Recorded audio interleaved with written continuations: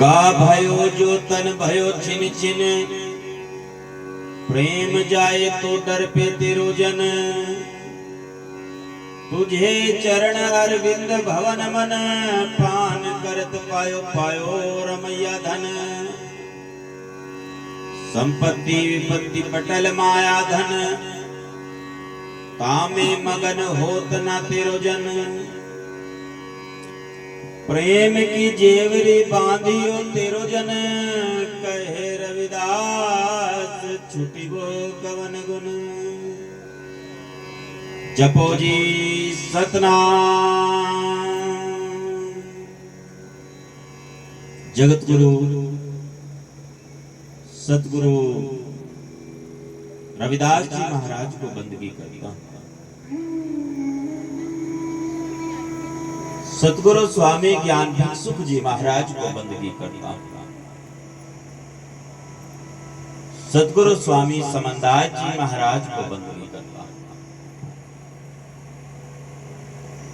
Vishwaratan Baba Saheb doctor Bhimrao Ambedkar को नमन करता हूं। तमाम संतों गुरुओं रहबरों को बंदगी करता हूं। आज के इस कार्यक्रम की शोभा बढ़ा रहे तमाम संतों को बंदगी करता हूं। आज का ये कार्यक्रम प्रेम नगर में फरमाया जा रहा है।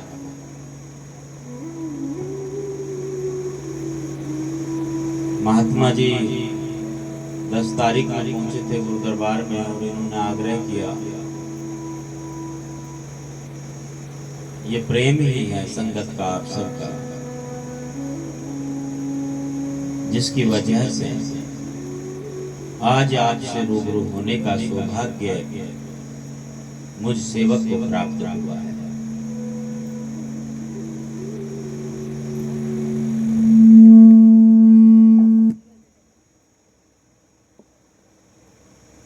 अभी सतगुरु रविदास जी महाराज की अमृतवाणी का एक शब्द आपके सन्मुख पढ़ा है।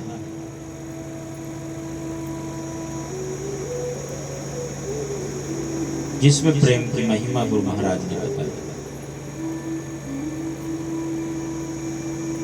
सबसे बड़ा प्रेम है। ज्ञान ध्यान वैराग्य साधना बिना प्रेम सब पूरा, साधु भाई प्रेम करो भरपूरा। यदि कोई व्यक्ति बहुत ज्ञानी है और उसके हृदय में प्रेम नहीं है, तो उसका वो सारा प्रेम व्यर्थ है, सारा ज्ञान व्यर्थ है। ज्ञान ध्यान, यदि कोई ध्यान बहुत ज्यादा करता है, हर समय ध्यान लगाए रहता है और हृदय में प्रेम नहीं है, तो उसका वो ध्यान करना व्यर्थ है। किसी को वैराग्य हो गया, विरक्त हो गया, वो संसार से छोड़ दिया सब कुछ, घर परिवार रिश्ते नाते भाई बहन माता पिता धन संपत्ति, 1 रुपया भी जेब में नहीं रखता, और हृदय में प्रेम का एक अंकुर नहीं फूटा, तो उसका वो वैराग्य व्यर्थ है। ज्ञान ध्यान वैराग्य साधना। कोई बहुत सारे साधन कर रहा है, साधना कर रहा है अलग अलग प्रकार की, भिन्न भिन्न तरीके से, और हृदय में प्रेम नहीं है, तो उसका वो साधना करना भी व्यर्थ है। ज्ञान ध्यान वैराग्य साधना बिना प्रेम सब पूरा। किसी ने पूछ लिया, ये प्रेम कौन सा प्रेम है? अच्छा, हमारे साथ भी महात्मा जी आए, प्रेमदास जी, ये प्रेम नगर के नाम से पूछते हुए आए, भैया प्रेम है कौन सा, कैसा प्रेम? वो प्रेम जो भारतीय सिनेमा में दिखाया जाता है, हीरो और हीरोइन पढ़ने के लिए जा रहे, किताबें लेकर पेड़ के चारों ओर घूमने लगे। क्या वो वाला प्रेम? नायक नायिका वाला प्रेम? ये कौन से प्रेम की बात सतगुरु विराज जी महाराज ने की है यहाँ पर? वो प्रेम जिसमें प्रतिफल की इच्छा नहीं है, जिसमें बदले में कुछ नहीं चाहिए। वो प्रेम जो माता अपने पुत्र से करती है, वो प्रेम जो बहन अपने भाई से करती हैं, वो प्रेम जब एक बाप बेटी को पाल कर उसकी परवरिश करके और जब वह विवाह योग्य हो जाती है उसकी विदाई करता है। और सभी दिखावे के लिए रो रहे होते, आधे तो जो भाभी होती है ना आंखों में आंसू दिखाती है और सोचती है जाने दो इसको, ठीक रहेगा। और भी कई, और जो बाप है ना लड़की का, वो बिल्कुल अपने दिल को मजबूत किए हुए लड़की की, अपनी बेटी की विदाई करता है। और जब सब रिश्तेदार भी चले जाती है, घर का कोई कोना ढूंढता है वो, और उस कोने को ढूंढ कर कोई देख ना ले मुझे, और वो उसकी आंखों से जो आंसू बहते हैं वो प्रेम है। खैर खून खांसी खुशी बैर प्रीत मद्यपान, रहीमन दाबे ना दबे जाने सकल जहां। कुछ लक्षण बताया भी महात्मा जी रहीमदास जी वे हमारे बीच में अपने दर्शन दीदार देने के लिए पहुंचे थे। एक रहीमदास जी वो जो नवरत्नों में से एक थे, उन्होंने ये दो पंक्ति कही थी कि कुछ ऐसी चीजें हैं जो दबाने से भी नहीं दबती। कोई खैरियत से हो तो वो चीज प्रकट होगी बाहर। हाँ मौज में हो जी, कोई दिक्कत नहीं है। खून मतलब जवानी, जिस ओर जवानी चलती है उस ओर जमाना चलता है। खून मतलब जवानी, जवानी का जोश अलग नजर आने लगता है। हाँ है, देखो खांसी हो रही हो किसी, दब जाएगी, मुंह भले ही दबा ले पर खांसी नहीं दबेगी।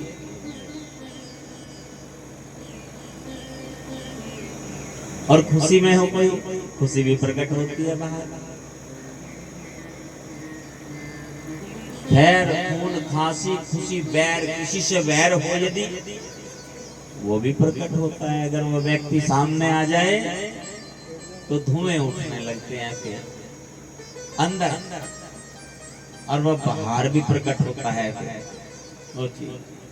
खैर खून खांसी खुशी बैर प्रीत, और प्रेम भी नहीं छिपता है।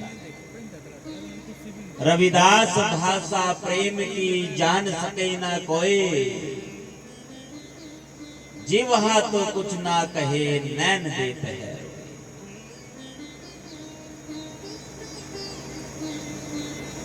बैर प्रीति मद्यपान, मद्यपान यानी नशा किया। यहाँ शराब के लिए ही नहीं कहा गुरु महाराज ने।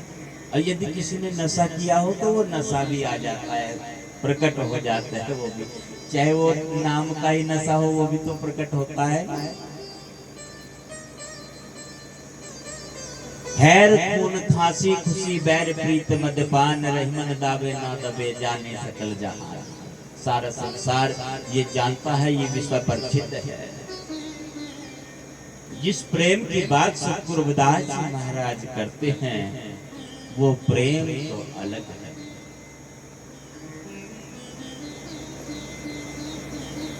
अभी एक महात्मा जी ने अपनी हाजिरी लगाई थी और उस वाणी की एक पंक्ति है, पुत्र प्यारा माता पिता को उससे बढ़कर शिष्य को।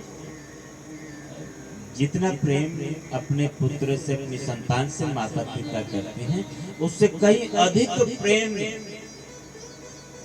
गुरु अपने शिष्य से करते हैं। माता पिता को तो यह भी रहता है कि हमारे बुढ़ापे का सहारा बनेगा, ये बाद में रोटी टुकड़े का भी देखना है, कौन खाना देगा, कौन देखभाल करेगा। परंतु गुरु को इसकी भी इच्छा नहीं है। दो प्रकार से सृष्टि चल रही है ना, एक नाद से, एक बिंद से। एक तो ये सृष्टि है जो ग्रह ग्रस्त वाले संतान उत्पन्न करते हैं, और एक गुरु जो शब्द से सृष्टि चला रहे हैं, नाद से, कि जिसको शब्द दिया वो शब्द की संतान वो गुरु का ही रूप होते हैं। उन्हीं का, जैसे सांसारिक लोगों में डीएनए मैच करता है, ऐसे ये डीएनए इधर भी मैच करता है। वही शब्द है एक। गुरुजी कहते हैं कि तुम देह को गुरु मत मानना, जहां मेरा शब्द है वहां तक समझ लेना कि संबंध से वहीं तक। वो इधर भी हैं और उधर भी मौजूद हैं, बस उसको शब्द को संभाल करके रखना है, उसमें मिलावट मत होने देना है।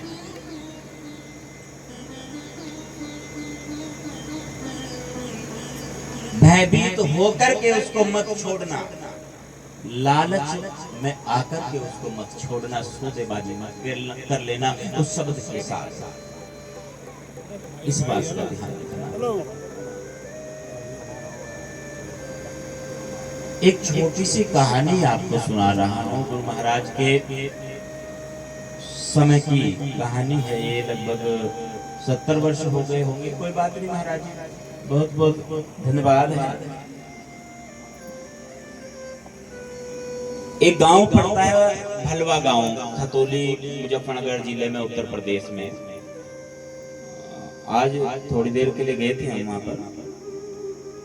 तो वहां पर एक बार गुरुजी का जाना हुआ, काफी समय पहली बात है। उस समय इतने साधन संसाधन नहीं होते थे, और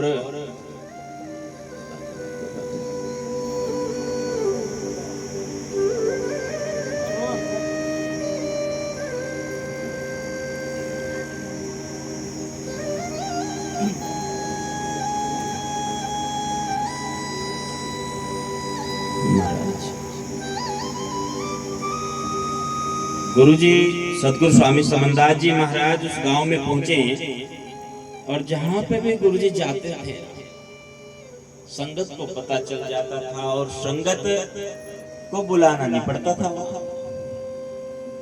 अपने आप संगत श्रद्धालु पहुंच जाते थे वहां पर। और गुरु महाराज सतगुरु स्वामी समनदास जी महाराज पहुंच रहे हैं भलवा गांव में, और एक परिवार ऐसा, उसमें वो महिला गुरुमुखी है, और जो उसका घर वाला है वो मनमुखी है। वो दोनों काम करता है, मांस मदिरा का सेवन करता है। और जब उसको पता चला कि सतगुरु समनदास जी गांव में आए हैं, और दिन तो वो चाहे ना करे काम को, उस दिन तो घर भी लेकर के आया। पन्नी चलती थी उस समय, पन्नी में पैक होकर के थैली, सरसादी लाल वाली, जो सरसादी लाल का वो था, और ला करके उसने अपनी औरत को कहा कि तू तैयार कर जो दूसरे वाला सामान है, और मैं आज यही रहूंगा, तुझे कहीं नहीं जाना। वो बहुत दुखी हुई। एक और सत्संग चल रहा है, और उसने सोचा कि हर बार जब भी महात्मा जी आते ये सत्संग सुनने के लिए जाती हैं, आज मैं देखता हूँ क्या होता है सत्संग में। बाहर से कुंडी लगाई, अंदर बंद कर दी उसको औरत, और सत्संग में चला गया। मुंह पे लपेटा कपड़ा ऐसे, किसी को वो खुशबू ना आ जाए, वो स्मेल ना आ जाए, वो दुर्गंध ना आ जाए जो वस्तु सेवन की है, और सबसे पीछे बैठ गया, और बड़ी गौर से ध्यान से सुन रहा है। जब सुबह हो जाती है, जैसे ही गुरुजी के प्रवचन का समय होता है, उस समय जब गुरुजी को माइक दिया गया, तो गुरुजी ने कहा भाई प्रवचन तो हो रखे हैं, पहले इसको बुलाओ जो ये बैठा ना सबसे पीछे, मुंह लपेट रखा है, इसको बुला कर लाओ मेरे पास। कहने की देर थी गुरुजी के, उसको बुलाया गया। हाँ, माथा टेका जैसे सब टेक रहे थे, बंदगी की उसने। हाँ जी, पहले उसको लिकाड़ दे बाहर, जिसे मूंद का आया ना, तो मैं परेशान हो रहा बहुत ज्यादा, वो भजन में लग रही है वहां।